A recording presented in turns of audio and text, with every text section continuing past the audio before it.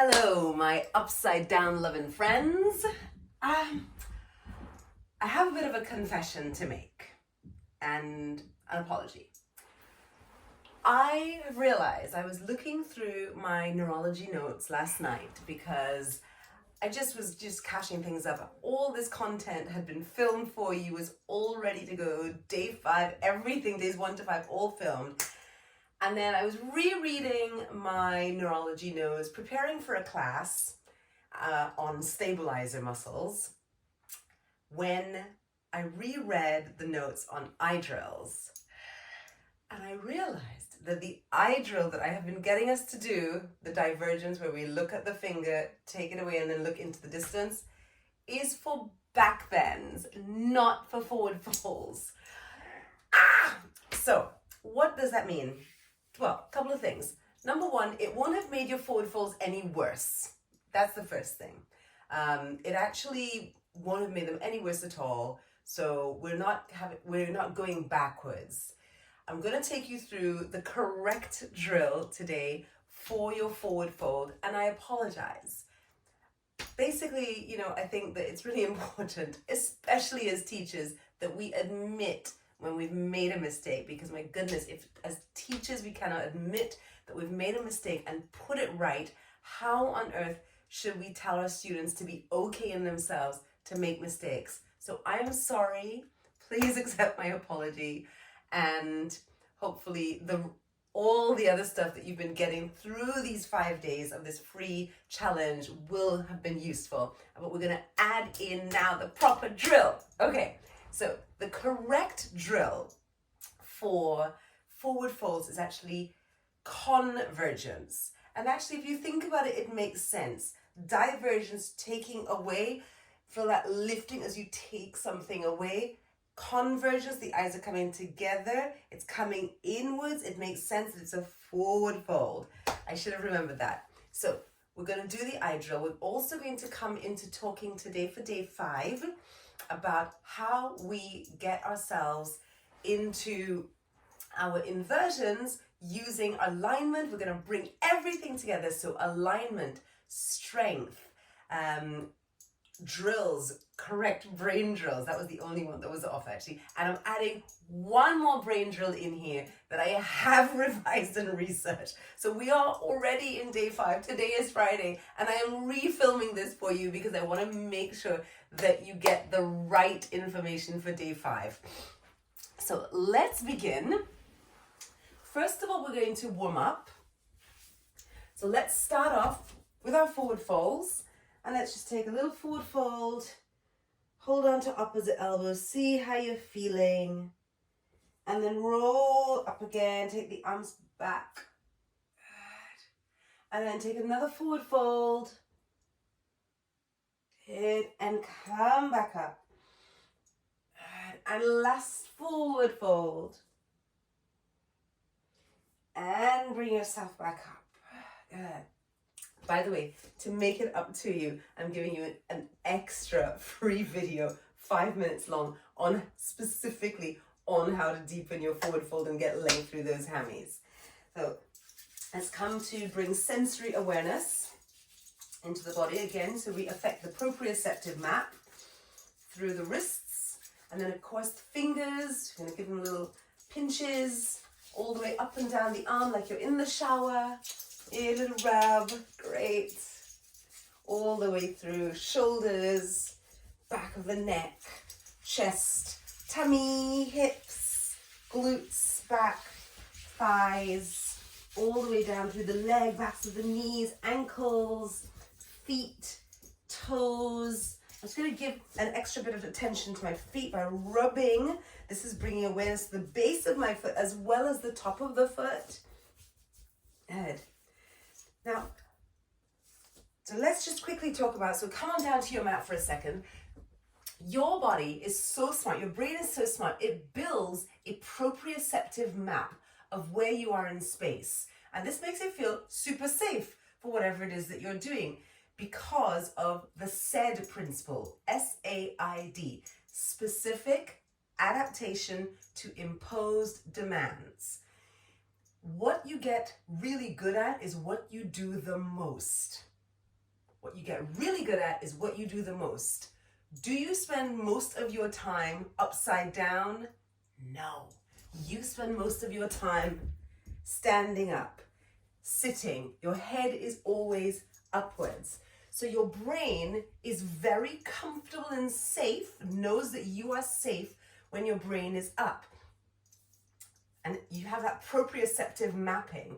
All of a sudden, we're going upside down and expect that the brain is going to be cool with that, right? So it's going to take a little bit of time. So we are going to start doing some proprioceptive mapping when we go upside down, and this is going to help the brain feel a little safer, deregulate the nervous system, and allow us to engage the correct muscles. Now, we've worked on our core muscles, wrists, arms, shoulders, and I really hope that you are adding those in very regularly into your practice. But let me just say, only 10% of any action that we do is controlled consciously. The other 90% is your muscles are activated reflexively or psychologically. For example, I'm going to just lean over here to pick up the block. Boop, pick up the block. Great. When I lean over to pick up the block, I don't consciously tell myself, exert this much force to squeeze your hand. No, my brain tells me, this is how much that block is going to weigh roughly. This is how much you're going to need to squeeze to lift. I'm not going in here going, ugh, right? And squeeze my muscles. I don't need to do that. My body and brain work together to reflexively create the level of adaptation for the demand. The demand is to pick something up. The demand is also to activate stabilizer muscles on the opposite side of the body so I don't just fall over, okay? So my stabilizer muscles are going to bring me back up. So that's really important to remember. So only 10% is conscious work. So when you're going upside down and you're thinking, as I said, I've got to do these brain drills, and I've got to squeeze my belly, and I've got to squeeze my bum, and I've got to point my toes to the sky, and I'm going to squeeze my elbows in and have my shoulders pressed away. And it's a lot to take in. We want to start doing those things reflexively. Okay, so let's take a moment to switch on our core muscles. Yeah, so you're going to come forward and hold your plank while you're doing some shoulder shrugs, build a little strength. Now, option, you can have your knees back. If that's too much, you bring the knees forwards. The further back your knees, the more intense that's going to start to be for the abdominals. If you want to amp that up a little bit, you raise your feet, and you raise your feet by placing your feet maybe on a block. Yeah, and we start to raise the feet. And you start to feel some action through the abdominals. Or we raise the feet even more by placing the feet up on a raised object like your chair or a bed or sofa. Now you're feeling the arms starting to work a little bit more. The abdominals are working a little bit more. And we're not asking it to. They're simply doing what the body is designed to do, which is phenomenal. Take 3 more here, 2 more breaths, and 1, lower down. Good. Come and find your way into your down dog. Good. Noticing how the backs of the legs feel after we did our little skin brushing. And we're going to bring some awareness into the mechanoreceptors, which are joint-rich areas, ankles, wrists, thoracic spine. So let's work with the ankles. So toes to the floor, top of the foot to the floor. And we're going to pull the foot in, give it a little wiggle, and take it back, and then sole of the foot back. Other side, doesn't matter which side you start with. Point the toe, toes to the floor, give a little wiggle through the ankle. Pull the toes in and release. So mechanoreceptors are found in joint-rich areas. They send information through the nervous system to create proprioceptive mapping. We're going to round the upper back and then release. Round the upper back and release. Round the upper back and release. round the upper back and release. Walk your hands back towards your feet. Good, come all the way up. Clasp your hands and start to rotate. Good. So we're bringing some movement through the wrists for that proprioceptive mapping. Brilliant. Okay. Good. And then take another forward fold because we want to continue to increase our forward fold. Come back up. And when you're ready, we're going to take our air hunger drill. So big inhale, full exhale. Take your squats as fast and as deep as possible without breathing. Keep going. You feel like you're gonna run out of puff. Stop. We don't want you passing out. Whew. Pause for a moment. Just having a feel for how that feels. The blood is rushing through the body. Let's inhale, lift. This is the flexor tone. It's also helping with the shoulder mobility. Take a forward fold here, noticing how's the forward fold feeling. Come all the way up. And then let's do the correct eye drill. I'm so embarrassed, but owning it, okay? The correct eye drill for your flexor tone is convergence, where the eyes converge. So taking your hand away from you, looking at the index finger. Keep looking as you bring the finger to the tip of your nose. Close your eyes, take it away. Again, bring the finger into the tip of the nose. Close the eyes, take it away. Good. Drawing it in to the tip of the nose. Close your eyes, take it away. One more time. Close your eyes, take it away. Now, bringing the finger to the space between the eyebrows. Close the eyes, take it away. Keep your eyes pinned to the tip of the finger. Close the eyes, take it away. Good. One more time. Good. This is the last round. Close the eyes. Cover your eyes with your hands. Open your eyes within your hands. And can you try to squeeze your fingers together to block out all the light?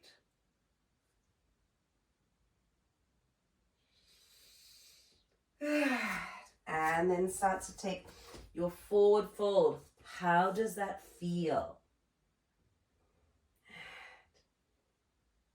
Yeah, now if you watch that video on dosage, you'll remember that for some of us, these drills will really work. There'll be a big difference. For some of us, there'll be a tiny difference. Maybe you might need to increase your dosage. For some of us, they don't work at all, or it works in reverse, makes it worse. We throw out that drill, okay? So seeing which one works for you. Okay, now we're going to come down into seated on the floor, back to our alignment. So bringing your toes to the wall, hips. I'm going to demonstrate first headstand. So your headstand, we're going to start off seeing where your hips are. We've spent a lot of time during the last 4 days doing our headstand facing towards the wall so that when we go up, it feels, safe. You know that, if I fall back, I can put my foot on the wall. Okay, time to move forwards with that. Yeah, we're going to place the toes here and then have where the hips are. You're going to do something different. This time we're going to turn around the opposite direction. Now, if you don't feel safe because the wall will no longer be behind you, then here's what you're going to do. You're going to instead have your chair, and have the wall behind you. So you're going to turn around, head down, elbows down. Bring the hands back to where you can see them, lift your hips, and then place the feet onto the chair. From here, we're straightening the legs, and you can probably see that my hips are more over my shoulders. I'm going to bring one knee in and then extend the leg up. With the opposite foot, I flex the foot and then point. Flex the foot and then point. Keep lifting that opposite leg up as much as you can to the sky. If it feels like I feel a little lightness coming, maybe, how does it feel? Not to push off. If you push off, we're going to hit the wall. So I'm going to very gently lift my foot up for a second and put it back down. And lift my foot. And maybe if I lift my foot and I come back straight, that tells me that I need to send the top leg back a little bit more. And then I'm able to find the balance, bringing the opposite heel in. And if it feels scary, we put the foot back down. Otherwise, lifting up, okay? Now, if you're doing this with the wall, toes to the wall, hips, hands to where the hips are, turning around. Once again, coming down. Prepare. You want to be able to see your hands. Walk up the wall until your legs you're at a right angle. Once again, one heel in, knee into chest. With my foot, I'm pointing and flexing. Pointing and flexing until I'm like ready to raise the top leg. Maybe I'm ready to bend the knee. If you feel like you're going to fall backwards, you're not. You're going to roll out to the side, which is what we learned on day 3. Good. Now, if we're doing forearm stand, we're going to do the same thing. I need to turn around where my hips were. I need to place my elbows because I want my hips on top of my shoulders. So coming up, look to my hands, walking up, elbows squeezing inwards, one knee in, toe points, and then flexes. Toe points, and then flexes. Now, instead of extending the leg up for your pincher, I want you instead to take the top knee slightly back. Good. Now, little tiny movements here. Rocking back and forth. Good. Until you feel like, oh, there's a little balance here. I can bring the heel away. Now notice what happens if my shoulders sink, my face is coming to the floor. I need to keep pressing my shoulders away. Okay? Handstanders, instead of your elbows on the floor, obviously your hands go to where your hips were. We straighten the legs and we start to walk up the wall. Again, until the hips are level. If you wanted to, you could film this and then maybe somebody says to you, yep, this is where you're kind of at a level, you're at a right angle, and you could put a bit of tape on your cupboard door. Then coming up, lifting one leg up, bending the knee, look towards your thumbs, push away like crazy, squeezy fingers, and then starting to come, little playing, okay? Now, I want us to do one more drill for balance. The drill that I looked up last night for my class that I taught this morning. I taught a class this morning. I've just put the video into the video library. It's an hour's class if you fancy doing it. Lots more strength work, lots more drills, really, really good. So what we're going to do is we're going to take the finger in front, look to the tip of your finger, and then we're going to nod up and down, keeping my gaze to my finger. Now you can do this seated, or you can stand. You can even do this on one foot if you want to challenge your balance.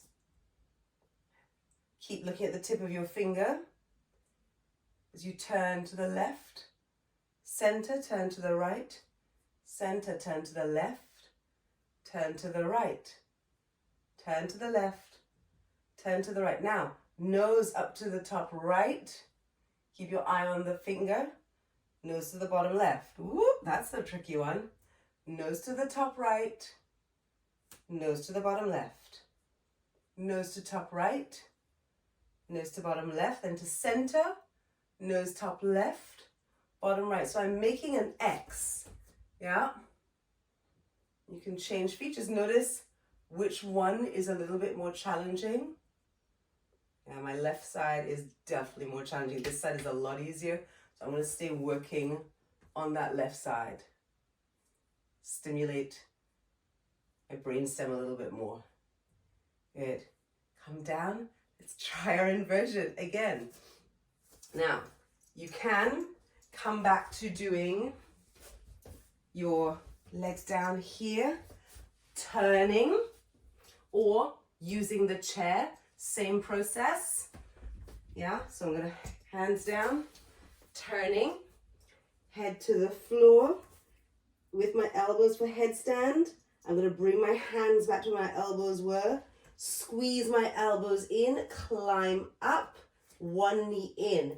With my pincher, lift the head up, looking to the thumbs, lifting, one knee in, taking the knee back, and then heel up and down, remembering that if I'm going to crumple, I'm going to try to bail out to the side. If I'm doing a handstand, once again, I'm coming up, lifting, shifting forwards, finding that space, and then down, okay, or use the wall. Last little tip for you is again using the wall. Eventually we'll be away from the wall, right? But just right now, for you to get super confident, is to find, all I want you to do by using the wall in this way is to find the place where you develop muscle memory for where that sweet spot of balance is. As you've noticed, I have not asked you to use the wall as a support, okay? This is not the same as saying, kick your legs up and lean against the wall. We're not doing that, okay? So our last little drill to help us to find the point of balance. Now instead of the hips, notice where the knees are, toes are pointed, and I'm going to bring myself this time facing, hands down for handstand, elbows at that point where your knees were for forearm stand. And if you're doing headstand, the palm of your hand, the center of the palm of your hand comes back to where your knees were. Okay, so I'm going to do this in pincher. We're going to come up, bend the bottom knee, and then the top knee is going to bend as you go over. It's not going to stay straight. We're going to bend it to find that spot. The opposite leg does not touch the wall. We're reaching up. Press away with your hands or your elbows, depending on whether you're in headstand, forearm stand, or handstand. And then again, and you let the foot come off and back. Let the foot come off the wall and back. Also, you can bring the knee into your belly so that one knee is drawing you down, the other is drawing you back, so that you're doing a little tick-tock. Although not, a trendy, cool dancing tick-tock. Doing a little tick-tock here, finding that point of balance until finally you can release. And your body now understands where it needs to be in space. When you're ready to give up the wall altogether, my lovely friends, give up the chair. The first couple of times, I really invite you to do it on the grass. My first time ever doing an arm balance pincher without a wall near me was outside in the garden, not that long ago actually, about 5 years ago. And what I made sure was that there was enough space for me to fall out. Yeah, so there's no wall behind you now. We're gonna move with, like day 4, intention. Intention, not fear, but awareness, not fear. Awareness of your body, awareness of what you need, but intention, not fear pulling you back. So when you're ready, headstanders, palms flat, open, head down, chin tucked in, so nice long neck, hands back to where I can see all my fingers, lifting up, walk forwards as much as possible because we've worked to get those nice long hammies. Good. Bringing the knees in to the upper arm. Good. Heels high. Congratulating yourself for already being in a headstand, and then lifting up one leg at a time. Toes pointed, elbows in. Okay? Forearm standers. Elbows down, looking to the space between your hands. Little crucial tip. Elbows a little bit narrower than your shoulders. Why? Because as soon as you go up, your elbows are going to try to splay out, and you are going to be squeezing them inwards. If you start slightly narrower, not too narrow, but slightly narrower, your elbows will splay out to about shoulder height, shoulder distance apart. So your battle will be to keep them here rather than fighting them from here to not go there. So start slightly in, palms flat, look forwards towards your thumbs, lift one leg up, bend the bottom knee, and then as you go over, you're going to bend the top leg. Yeah? To find that space, that little balancy spot, keep pushing away like crazy through your shoulders, eventually coming up. Good. And handstanders, hands down. Again, lifting up one leg, bending the bottom knee. I hope I have enough space in this room to do it. And then coming up, L shape first. Keep pushing away until you find a moment where you can hold that balance. And if not, we bail out to the side confidently, knowing that we're safe. And there's always more to learn. Guys, you're amazing. Well done for doing 5 days of inversion practice. Please let me know how you get on with this. I am starting an inversions class online, so come and join me. Check out the website, yogawithzaz.com, and any questions, please let me know. Mwah. Thank you so much for being here.